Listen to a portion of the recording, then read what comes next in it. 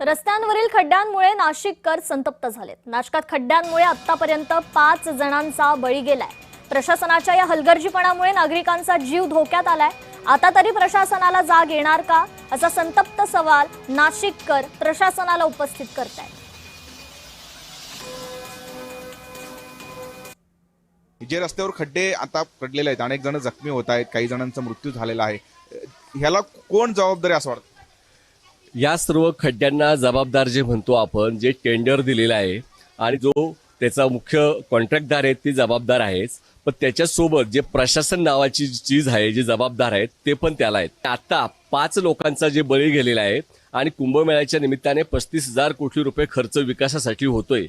एकाच वेळेस पूर्ण शहर खोदून ठेवणारं जगातली एकमेव घटना ती नाशिकमध्ये होते आणि ते पण पावसाळ्यामध्ये होते। इतकं नियोजन असलेलं महाराष्ट्र आपण पाहत आहोत। हे 5 लोकांचा बळी गेला। आता जो अहवाल आलेला आहे, 250 लोक दररोज ऑर्थोपेडिक दवाखान्यामध्ये ऍडमिट केले जात आहेत। याला जबाबदार कोण? कोणाशी जीवाशी तुम्ही खेळताय? 5-5 मंत्री नाशिकला येतात, काम करतात बाकीच्या राजकारणासाठी, आणि आता कुठे पळाले? आता संकटमोचक का दिसत नाही आहेत? मुळातच असं आहे का मंत्र्यांकडे नियोजन नाही, यांच्याकडे एकच नियोजन असतं।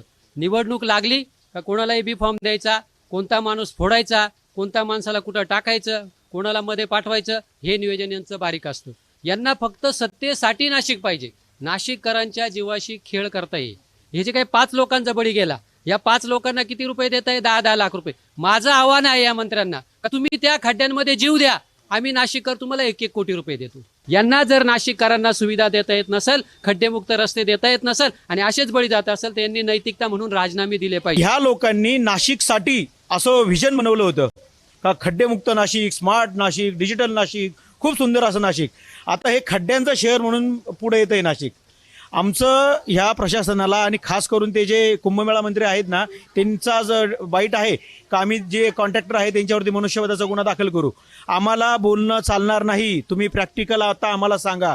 जर तुम्ही प्रॅक्टिकल आम्हाला उत्तर दिलं नाही, आत्ताच आमच्या सहकाऱ्यांनी सांगितलं का दिल्लीच्या प्रधानाचा जसा राजीनामा झालेला आहे तसा 5ही मंत्र्याचा राजीनामा घेण्यासाठी नाशिककर सज्ज आहे। खड्ड्याच्या मुद्द्यावरती आता प्रशासन कशा पद्धतीने काम करतं आणि किती वेळामध्ये नाशिक शहरातल्या पडले जे रस्त्यांवरती एकूणच खड्डे पडलेले आहेत ते कधी बुजवणार, हे आता बघणं महत्त्वाचं असणार आहे। किरण गोटूर, जय महाराष्ट्र न्यूज, नाशिक।